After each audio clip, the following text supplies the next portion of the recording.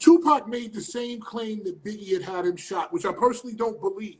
Did the two of you ever talk about both shootings? And if so, what was said and how did Tupac feel about it? That when I was saying that other people on the label didn't agree with me, yes, that's what I'm talking about. As far as like, he felt like I should have been more, you know, mad about the situation. When, remember, I just beat a murder case, so I really had different kind of emotions. I wasn't really trying to do another one. You get me? I feel it. That so Tupac was actually mad.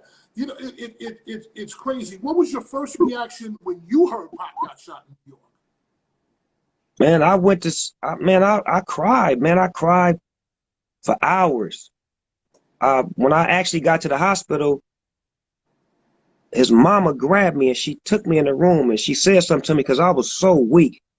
And his mother was so strong. And just the words she said to me before I went in there to see him, just, it got me up.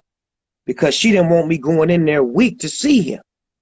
You get what I'm saying? So his mother seen that in me and she pulled me to the side and just basically gave me a dose of love that I needed as far as get your spirit right before you go talk to him. Because he always see your spirit as being this, not that. So that was a sacred moment. And when I went in there with him, it was, you know, it was a conversation that me and him had that I had with him that I wanted to have with him while he was in his right mind so he could answer me. But it was just me clearing my soul, letting him know that I loved him. And I never meant to hurt his emotions or his feelings by the moves that I made. I just was doing what I thought was best for us. That's crazy. If you're just tuning in, we're talking to Snoop Dogg every night, 7 p.m. Eastern. I do this. You can follow me, as you should, at Fatman Scoop, so you can know who I'm going to have every day. Tomorrow, the Cast of Ballers. Wednesday, Little John. Thursday, TBT with Roxanne Shante. Friday, Ludacris. And Saturday, Jarrell Jerome from the Netflix series, When They See Us. There's so many things I could talk about. I want to get to verses, but before I do that, I got to just talk Doggystyle real quick, because I know we don't have a lot of time, so I want to get to Doggystyle. This is one of the top albums in the history of hip-hop. Tell me a little bit about your mind, your creative process during the album. There were so many hits on there. Serial Killer, Gin and Juice, Ain't No Fun, Doggy Doggy World. I could go on and on about it. Talk to me about Doggystyle. Doggystyle was all about me finding the zone of being the best rapper in the whole motherfucking world. That's all I was after at the time. I was a rapper. So once we did the Chronic album and it had concept and substance and it was telling the story of what Dr. Dre wanted us to be on, when it was time for my album, I wanted to showcase that the dopest rapper in the motherfucking world was from East Side Long Beach. Get used to it. And that was my attitude, my spirit, my stomp down. But at the same time, I was loving. I wasn't like a hater. I was just somebody letting you know that I was coming. I wasn't going nowhere once I got in. You had some of my favorite records. Of course, the G-Funk intro. How did you get with George Clinton? How were you able to secure that? Because he's so much a part of West Coast culture. How were you able to just get him off the bat? He don't even work with anybody. Well, Dr. Dre pulled that string, and George Clinton fell in love with me when he met me. He called me the pick of the litter. You understand me? So, you know, if you're a dog, if you're in the dogs, you know what that means. The pick of the litter, sometimes he may be the runt. He may be the littlest one, but he's the one that ends up being the biggest dog of them all. So he called it like he seen it. And what about Serial Killer? It was you, Dog Pound, DOC, RBX. Y'all all went off on that song. What was the story behind that? Were all of you in the same place? Did you write and go against each other's verses? What happened? That was like a battle song. We was all battling each other. But we wasn't making raps about us battling each other. It was about us having the dopest verse and the verse that made the most sense to connect each other. Corrupt was going to start it off and Daz was going to get his back. DOC was going to come in with the hook. Then I was going to come in with the motherfucking gangbang ass rap to change the tone of it back to the hook. And then RBX set the tone with some cold narration to end this motherfucker. But it was like a battle because we was all battling to be the last verse, because back then, whoever had the last verse was the dopest rapper on the song. What happened to RBX? I never heard anything else from him after that. That's my blood cousin. He's still around. That's the only motherfucker I could never beat in battle rap. That's why I put him on death row with us, because he was the only person that I could never beat.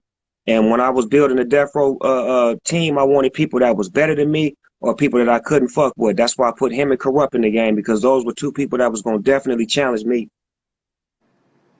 What about Gin and Juice? With so much drama in the LBC, kind of hard being D-O-double-G, somehow, some way. And then, 2 in the morning and the party still going because my mama ain't home. First of all, where was your mother at 2 o'clock in the morning? Your mother should have been at home. She was doing her thing. Okay. But on the real though, the first line of that song, it comes from Michelle A, the singer.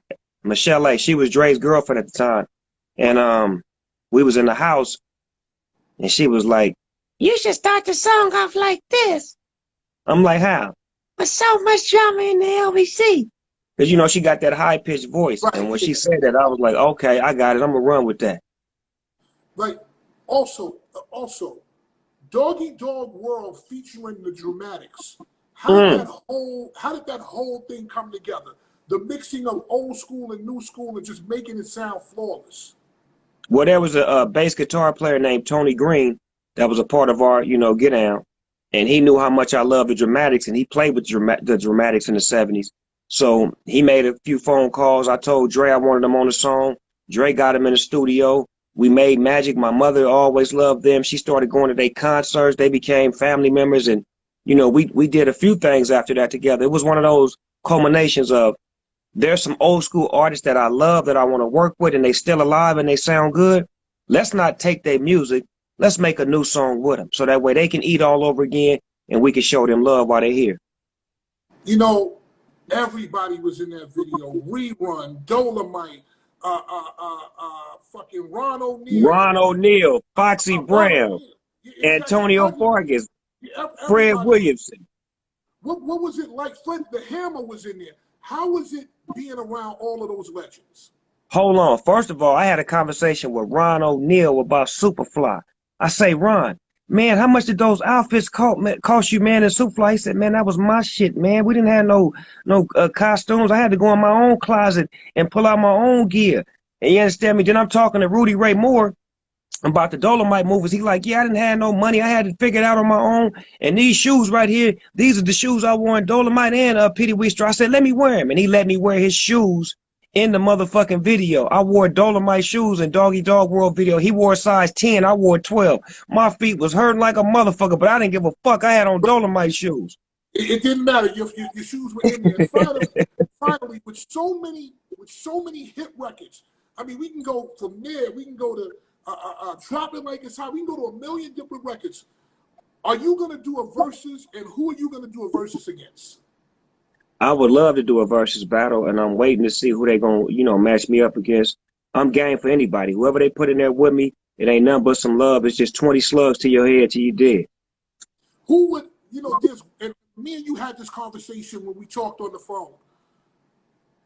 I don't think anybody wants LL Cool J. I think he's the only person that nobody, I don't think,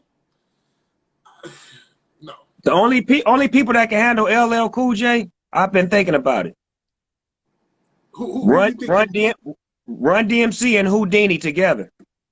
See, as we were saying, LL has too many records over a span of too many years. So me and you said, first we said it would have to be like Ja Rule, Trey Songz, and Drake against LL. Then you said Ice Cube, but I was like, Ice Cube and L make different kinds of records, so they couldn't do it, but they both have almost the same length of career.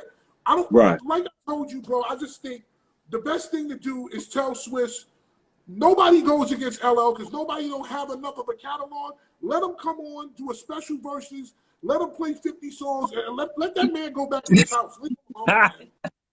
Leave him alone, man. That make good sense, though, Scoop. I ain't gonna front. That shit make good sense. Yeah, leave LL alone. Leave that man alone. So first of all, I want to thank you for coming through. I appreciate it. Again, you were the first one that I cracked from the West. I'm gonna look and try to get a bunch of other people from the West, Ice Cube, Ice-T, and all these Cube, Too Short, 40. Where y'all at? We looking for y'all. I'm gonna reach out to y'all tonight so y'all can get on the show, man, and give it up for one of them classic albums y'all got. That's right, because there is no hip hop without the East, and there is no hip hop without the West. No Well, you matter can't what spell the you West without the ES. Hello.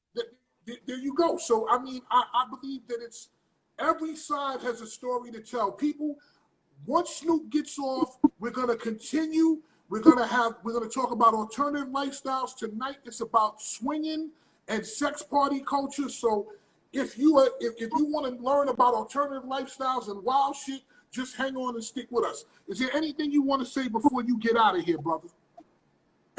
Yo, man, peace, love, and unity. Let's stick together. Let's get smarter. Let's change the world like we changing the world right now. I love you, man. I'll talk to you later on this week. Love you, bro. Love you too, Scoop. Right back at you. Be safe. Fatman Scoop.